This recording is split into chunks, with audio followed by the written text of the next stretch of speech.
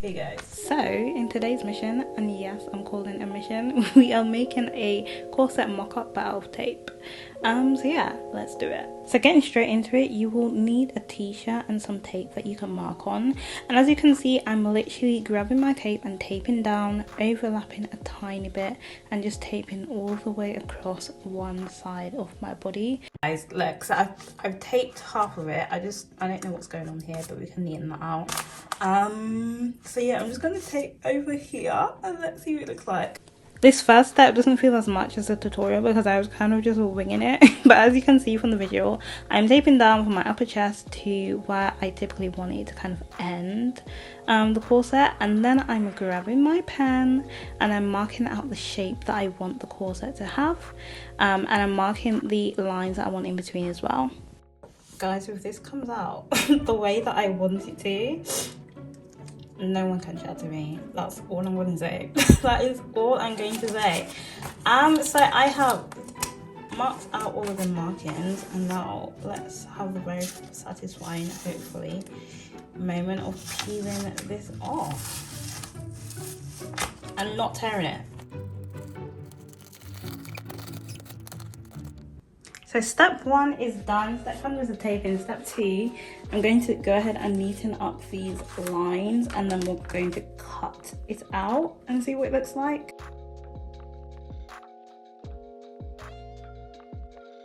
So I've neatened it a tiny bit. Maybe I'm being lazy at this point, but I think it might be easier if I just cut. So I'm cutting along the outline of this corset, and then I'm going to work with that. So now that I've done that part, this part is a bit that I'm a tiny bit more scared about. So I want to cut out this part and this part. So I'm going to try to make those lines a bit neater now. And then I'm going to go in with my scissors and cut that out. And then I'm going to tape it onto something, potentially the muslin that I'm going to use as a pattern piece. And start making the actual pattern piece. The actual cutting out the pieces for the pattern, I mean, if that makes sense. So as you can see, I neatened those lines and then I went ahead and cut out those pieces to give me 3 pieces in total. So next steps, I grabbed the pattern paper that I wanted to work with, and then I just made sure to tape down each piece onto the pattern paper, and then left enough space between each piece just so that I have enough seam allowance that I can add for each section. When I tell you guys, I was trying to be so neat, so I went back in with my French curve and my pencil just to make sure that the lines that we had made for each of these pieces were as neat and as straight and as accurate as possible. If it helps as well, you can label these pieces as like 1, 2, 3, so you know the order in terms of like where they're sitting. And then after I neatened it up, I grabbed my tape measure to add 1/2 inch seam allowance all the way around each piece. I really try to take my time on these pattern steps just because I really didn't want to mess up, and then after I've done that, I'm going to go ahead and cut them out as well.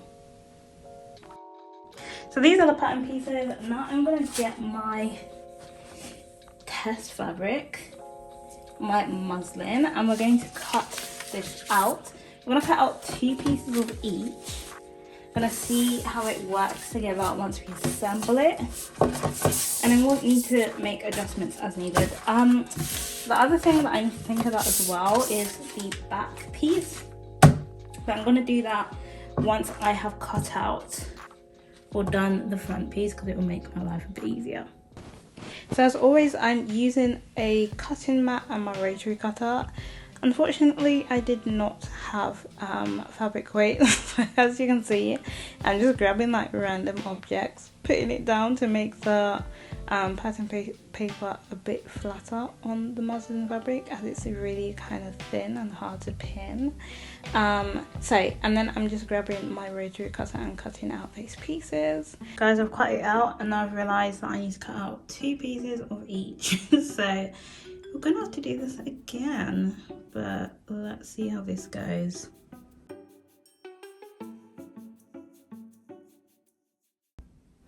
have my pieces here. I'm going to start putting them together. So I'm assembling the pieces, or just putting them where they should be stitched, just to make it a bit easier to visualize exactly what it was looking like. And at this point I was kind of scared that it would be a bit too big for me. So I was also kind of gauging that, okay, have I added too much seam allowance? But then it is very hard to tell from a flat surface. So yeah, just going ahead and putting all those pieces together so it's clear to see where I'm going to pin and stitch.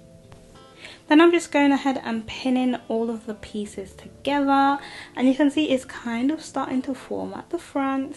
So I think I'm running out of pins, but we will see how we get on. So all I'm doing is I'm taking this piece, turning it this way, and then I'm pinning the ends together. It's gonna help me. I might have to go back onto the pattern paper itself and put on notches so I know exactly where to pin or where to stitch, but at the moment we're just doing a mock-up to see what it's going to look like when it comes together, and I'm not feeling that bad at the moment. I'm not extremely confident but I'm not as worried as I was before. My only worry is it looks like it's going to be a tiny bit too big, but we will see. So I've run out of pins. So what I'm going to do, I'm going to stitch these pieces together first, and then I'm going to attach that last piece and then stitch that on, and then we'll see what it looks like. So we've stitched the front pieces together and it's actually looking quite good. So now what I'm going to do is cut out the lining for this front piece, and to do that I'm just going ahead and grabbing my muslin. I'm taking this corset piece that we've just stitched and I'm going to lay that on top of the muslin and just cut out that shape.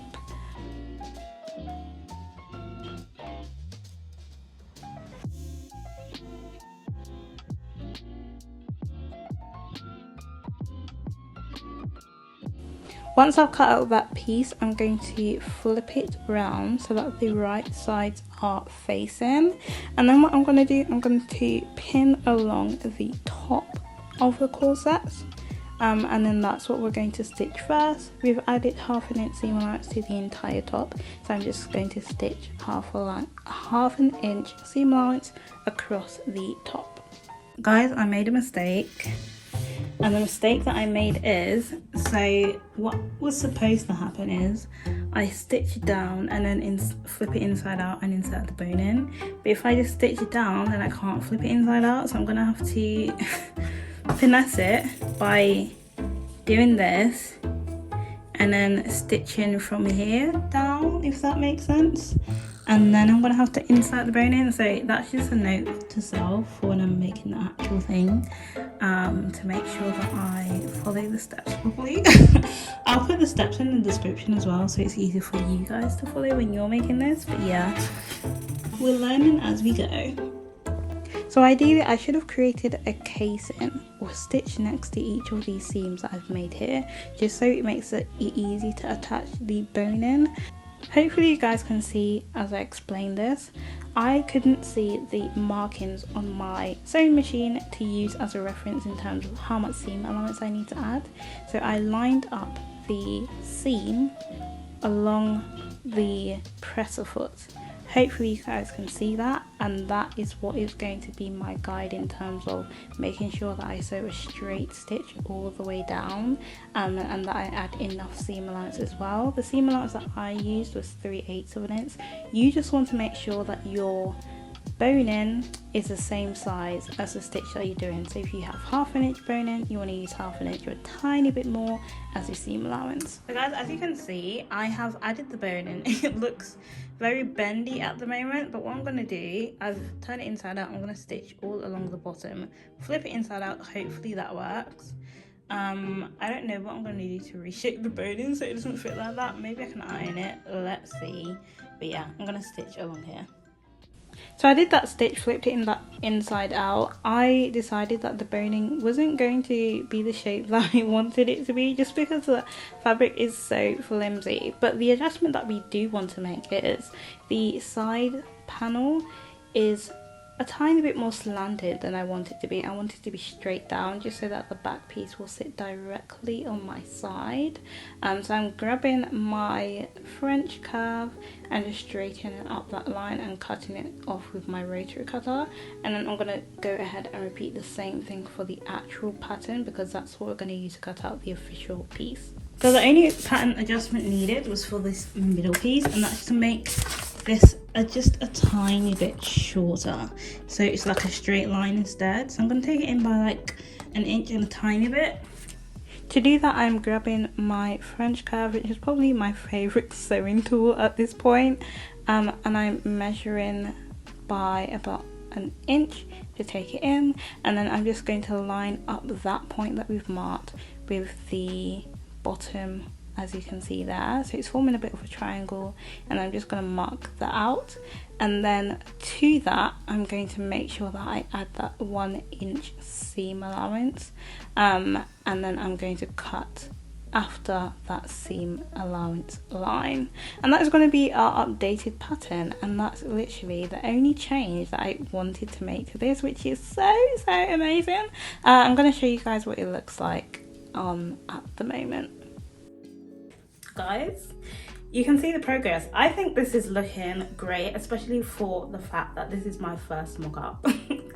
So I'm gonna start working on the official thing. I'm kind of nervous because, as you can see, I haven't done the back yet, but let's just hope and pray that it comes out the way that I want it to.